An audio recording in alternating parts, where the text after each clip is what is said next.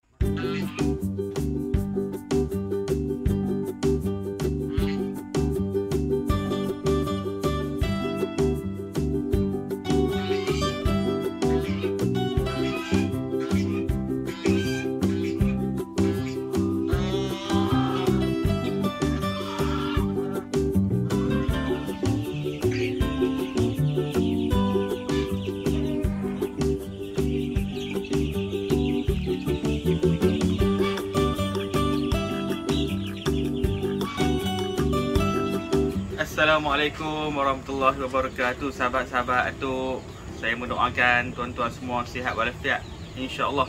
Alhamdulillah bertemu kita lagi pada hari ini. Bersyukur kita dapat menunaikan ibadah dan mudah-mudahan Allah mengampuni segala dosa-dosa kita, insya-Allah. Hari itu saya ada kongsi berkenaan dengan kos ternakan ayam. Maksudnya daripada awal sampailah dia besar dan kita kutip hasil dia. Baik, kali ni saya nak kongsi bila kita dah beli anak ayam tu. Kita dah beli anak ayam tu, macam mana pula kita nak jaga dia? Macam mana kita nak jaga anak ayam tu? Kita dah beli, kita tak tahu nak letak kat mana. Baik, yang pertama sekali bila kita beli anak ayam ni, kena adalah sangkat dia. Sangkat ni adalah pilihan tuan-tuan. Saya nak kongsi hari ni cara jaga anak ayam. Maksudnya daripada usia 1 hari hingga 2 minggu dulu. InsyaAllah lepas ni saya akan kongsi lagi. Untuk kali ni 1 hari hingga 2 minggu. Baik, kalau untuk 1 hari hingga 2 minggu, macam-macam cara lah. Ada orang bela dalam kotak kertas macam ni. Ada yang bubur dalam kotak kertas macam ni, tak ada lampu pun, boleh hidup. Ada yang bela dalam akuarium. Contoh akuarium macam ni, dia tunjuk. Macam ni, akuarium macam ni. Dulu saya pun bela dalam ni. Baik, ada yang macam saya sekarang bela dalam kotak kayu macam ni. Saya dah ternak biak banyak. Jadi kalau tuan-tuan beli sikit dalam 10 ekor, tak perlulah buat sampai macam ni kan. Bela dalam akuarium yang macam tu. Baik, dia macam ni. Apa-apa pun kita buat, kita pilih, setiap pilihan yang kita buat tu akan ada masalah dia. Mana kata tuan-tuan pilih kotak ke, bor dalam akuarium ke, dalam kotak kayu ke, akan ada masalah dia. Cuma macam mana kita nak urus masalah kita tu. Baik, kalau kita nak uruskan masalah tu, kita buat pilihan berdasarkan apa yang paling mudah untuk tuan-tuan urus. Maknanya pilihlah mudarat yang paling kecil, yang paling sedikit, yang sesuai dengan keadaan tuan-tuan. Ada yang bela dalam kotak macam ni, tak pakai mentol pun, cuma dia letak dekat tepi peti ais dia, belakang peti ais. Dia bela sampai umur 2 minggu. Lepas tu baru dia pindah sangkap sebenar macam ni. Sangkap-sangkap kucing macam ni ke, dia bela dalam reban ayam ke. Jadi pilihan tu macam-macam. Pilihan tuan-tuan. Tuan-tuan rasa mudah cara tu dan ayam tu sesuai kepada beberapa faktor yang mempengaruhi ayam tu. Itu penting. Ada lebih kurang 8 faktor yang saya akan kongsi dengan tuan-tuan. Faktor yang pertama. Faktor pertama ni tuan-tuan kena ambil kira sekali adalah lantai dia. Lantai ni akan bagi kesan kepada lagi 7. Kemungkinan akan bagi kesan yang besar macam tu. Yang pertama sekali lantai. Lantai ni tuan-tuan pastikan sentiasa kering. Maknanya kalau kata ayak tertumpah ke, dedak tak apalah, tapi kalau ayak tumpah kan, tuan-tuan kena rajin tukar. Jadi lantai ni tuan-tuan boleh pakai macam-macam. Suat kabak boleh, sobok kayu boleh. Kalau sekam padi boleh. Macam saya, kalau kat sini dulu saya pakai habuk kayu. Habuk kayu contoh mari kita tengok. Tapi setiap kali anak ni baru lahir baru, tuan-tuan kena tukar lah. Dia dah akan ada kehadiran macam-macam lah. Sekali saya cerita. Jadi maknanya tengok, kita kena sentiasa jaga macam ni kan. Kotak macam ni. Ini kelemahan bila kita pakai serabut kayu. Saya bagi pandangan je lah. Maknanya tuan-tuan kalau ada suak kabak, boleh guna suak kabak. Cuma suak kabak pun kadang-kadang suak kabak tu dia licin. Anak ayam mudah tergeleceh. Jadi ada beberapa faktor yang tuan-tuan rasa anak ayam tuan-tuan tu sesuai guna yang mana, tuan-tuan gunalah. Baik. Yang kedua ni paling penting. Yang kedua adalah suhu ayam. Suhu yang sesuai untuk anak ayam tu sendiri dalam dia punya sangkak dia lah. Iaitu suhu untuk umur 1 minggu yang pertama ni, saya akan pastikan suhu dia lebih kurang 30 hingga 32 darjah Celsius. 1 minggu ke 2 minggu, suhu dia lebih kurang 28 ke 30 darjah Celsius. Lebih kurang macam tu. Baik, kalau kita ada termometer, mudah urusan kita. Kita nak tengok dia sesuai ke tak. Tapi kalau kita tak ada termometer, macam mana kita nak pastikan? Okey, kalau saya ada 2 cara saya pastikan. Yang pertama, kita nak tengok. Mari kita tengok. Kita nak tahu suhu dia sini, anak ayam ni, kalau dia terlalu sejuk, dia akan duduk rapat dengan lampu. Kalau dia terlalu panas, dia akan cuba menjauh daripada lampu. Ini contoh yang saya pakai. Lampu 40 watt untuk keluasan 8 kaki persegi, 2 kali 4. 2 kali 4. Baik. Cara kedua yang saya nak tahu dia sesuai ke tak dengan suhu tu, pertumbuhan bulu dia. Pertumbuhan bulu ni biasa kalau umur 2 minggu ke bawah ni tumbuh sayap lah. Jadi kita nak tahu macam mana. Saya ambil contoh seekor. Bismillahirrahmanirrahim. Okey, baik. Kita tengok Kalau pertumbuhan sayap dia ni, pertumbuhan sayap tu melebihi ekor dia. Ada anak ayam yang tumbuh sayap lebih daripada ekor. Itu menunjukkan bahawa dia terlalu sejuk. Pertumbuhan sayap tu lebih, maknanya dia mempengaruhi suhu tu.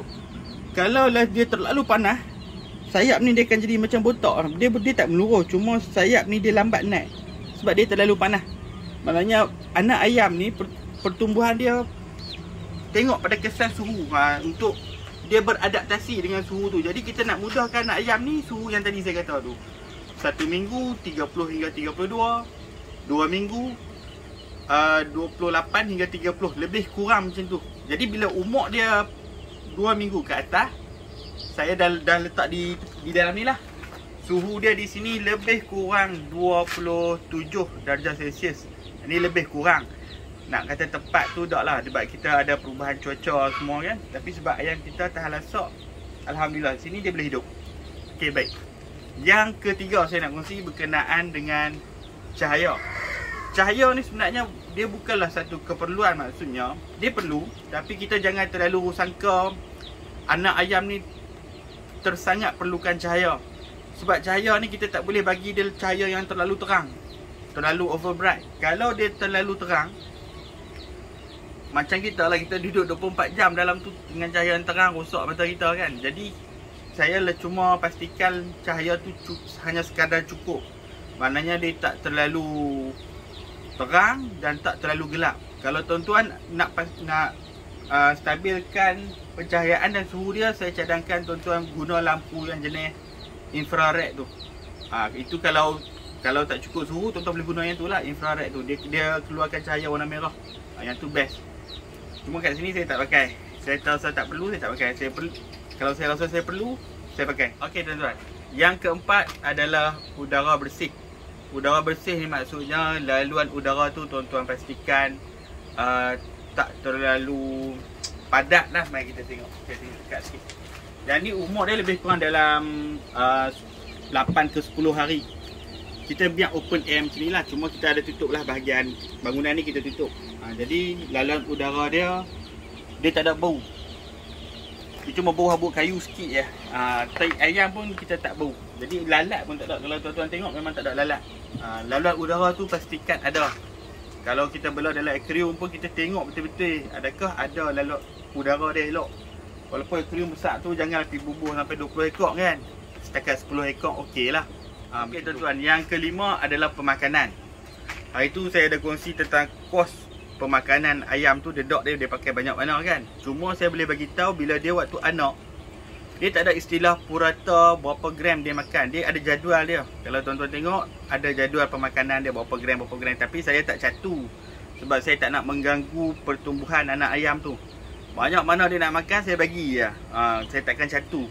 Penggunaan dedok dia tak terlalu banyak sangat pun. Contoh macam ni. Saya bagi makan macam ni. Yang ni saya pakai dedok Leonghak. Dedok Leonghak ni saya pakai. Kita tengok Tengok macam ni kan dedok dia. Dedok halus lah. Saya akan bubur terus ya. Macam tu. Okey. Jadi saya akan pastikan makanan sentiasa ada. Ayak dia sentiasa bersih. Maknanya kita check lah sehari 2 kali. Pagi sekali, petang sekali. Saya akan check ayak tu ada ke tak ada. Macam ni. Kalau kotak macam ni, ni kotak lah ni anak ayam. Biasa budak-budak dia duduk main-main nak masuk habuk kayu. Ni saya akan cuci lah ni. Lagi saya pergi tuang kat luar je. Lepas tu saya letak balik. Maknanya kita sentiasa pastikan ayak dia bersih, makanan dia cukup, tak expired. Okey tuan-tuan, yang keenam adalah ubat ataupun kita panggil suplemen lah. Dia punya tambahan untuk ayam. Kalau saya akan guna suplemen yang macam ni.